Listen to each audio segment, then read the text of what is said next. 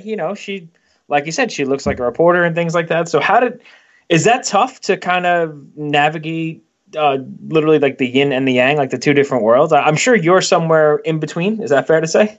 Yeah, I'm definitely somewhere in between. I think I'm a lot more outspoken and probably a little more brash than Quinn is.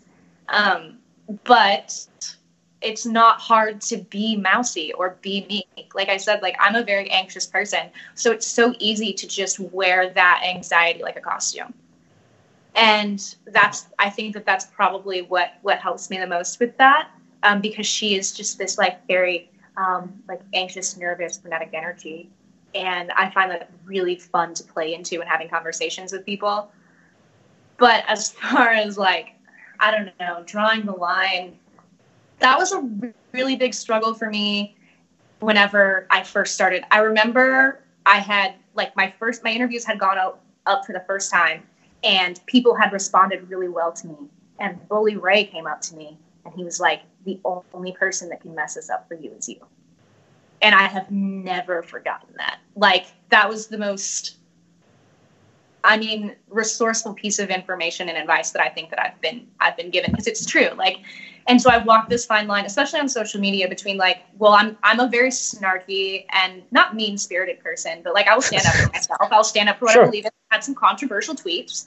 But I also don't want to shatter the illusion completely, because it's not necessarily an illusion. It's just a different side. Right. And I think that's the thing in 2020 with the social media so much. You want to let people into your personal life, but you don't want to completely, it's like in 1991, The Undertaker wasn't going to tweet out something, right? And completely like ruin his character. So it's different. It's a different time, but I think, speaking for myself, somebody who watches Ring of Honor, and watching you do what you do it with confidence, and there's never a question of like, oh, is she playing a part or something like that. It's like, no, this is who it is, and that's why the interviews and all of the segments come off so well. So I think it's a credit to you and your ability to kind of change from being that professional wrestler to this correspondent. Now, are you going to be back in the ring soon, or are we going to see that? Can we say that? Where do we stand on you getting back in the ring? I don't think that we can officially say anything about it. Gotcha. Forget I asked. We'll delete it. No problem. Well, you have and you touched upon it earlier with the roller derby, and we kind of glossed over it. That is some of the most brutal, hardest hitting stuff like ever. If you've ever been to roller derby, or there was actually many, many years ago, right before ECW, there was I think the show was called Roller Jam, and it was a lead-in to ECW on TNN. And like that was the kind of crowd, right? You watch roller derby and then you watch professional wrestling. And how did you get into roller derby? And is that tougher on you than wrestling is? Yes. Yeah. In roller derby, because I was a jammer, and just like a quick explanation of roller derby for people that don't know what it is. There's a jammer who scores the points, and then there are 4 blockers for each team on the track. 1 jammer for each team. You score a point for every opposing blocker you pass. So they go out of their way to make sure that you can't get around them, because then you steal their point, basically. A defender, yeah. And I was a jammer, which means that I was the target that everybody wanted to hit.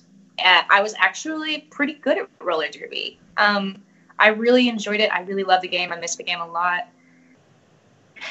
But yeah, it's definitely way harder on your body because people are actively trying to hurt you. And in professional wrestling, as you know, that's not necessarily the case. Right. And you're landing on wood, and you're landing on, it's a brutal sport. If you get a chance, go check out like your local roller derby. A bunch of friends of mine were into growing up, and I went there and I watched it one time, and I was like, holy shit. I was like, yeah. Is this Waffles? Yeah, this is Waffles. Oh, welcome. Oh my God. Was that Blue Claws? Yeah, she has soft paws on. They're like little gel overlays for their claws so that she stops, trying to tear apart my curtains and my couch and stuff like that. So yeah, she has little blue paws right now. She's very cute. That's awesome. Anyway, Waffles, leave.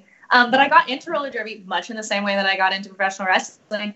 My brother was really into roller derby, and I went to college at Missouri State University, go Bears, in Springfield, Missouri, and he was a non-skating official, so he did like timekeeping, and he watched penalties and stuff like he caught penalties for people, and he did all of those side jobs, because there's got to be I think you have to have like 20 non-skating officials to make one roller derby team game happen. It's a lot. It's a lot. And these people don't get paid. They sacrifice so much of their own time. A lot of the time it's a bunch of fresh meat skaters who don't want to do that. So thanks to non-skating officials, if there's any roller derby people out there at all, I guess. But he got me into it.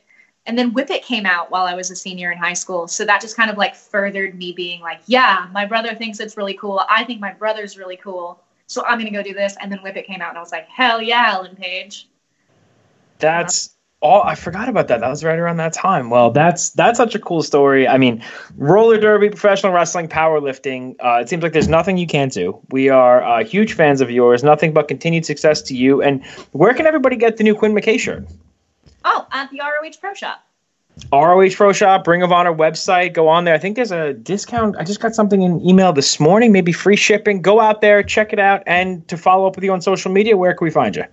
So you can find me at Real Quinn McKay on Instagram and then at Quinn McKay on Twitter.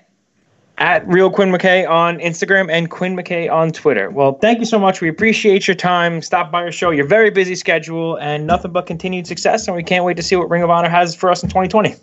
Thank you so much for having me on. It was a blast. Cool. Take care. Thank you.